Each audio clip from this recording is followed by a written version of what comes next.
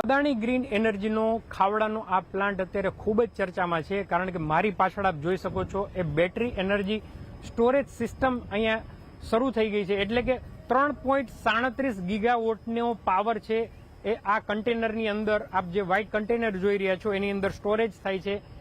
288 અહીંયા આવા white container છે. એક કન્ટેનરની અંદર 5000 જેટલી લિથિયમ બેટરી છે એનો સમાવેશ કરવામાં આવે છે, જેની અંદર આ ગ્રીન એનર્જીનું સ્ટોરેજ થાય છે. અદાણી ગ્રીન એનર્જીએ અત્યાર સુધી આના ઉપર 5000 કરોડનું છે એ રોકાણ કર્યું છે. સ્ટેટ ઓફ ધ આર્ટ આ પ્લાન્ટ આપ જોઈ શકો છો કે જે બ્લુ શેડ આપ જુઓ છો એ બ્લુ શેડમાં પાવર જનરેટ થઈ અને ત્યાં સંગ્રહ થાય છે. ત્યાંથી પછી પાવરને આ કન્ટેનરની અંદર સ્ટોર કરવામાં આવે છે અને દર 2.5 કલાકે અહીંયા જે સ્ટોર થયેલો પાવર છે એને રિલીઝ કરવામાં આવે છે. પીક અવર જ્યારે હોય છે ત્યારે એ પાવર જનરેટ કરે છે અને પાવરની જ્યારે ડિમાન્ડ ખૂબ વધી જાય છે ત્યારે અહીંયાથી જ એમને રિલીઝ કરવામાં આવે છે.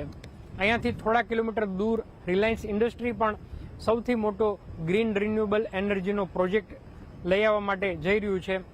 તો આપણે કહી શકાય કે ચાઇના પછી દુનિયાનું એકમાત્ર સિંગલ લોકેશન સેન્ટર છે કે જ્યાં ગ્રીન એનર્જીનું સ્ટોરેજ છે એ શરૂ થઈ ચૂક્યું છે.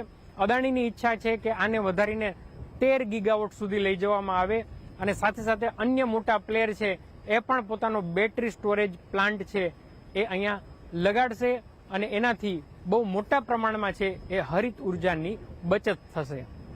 કેતન જોશી, ખાવડા, કચ્છ. તો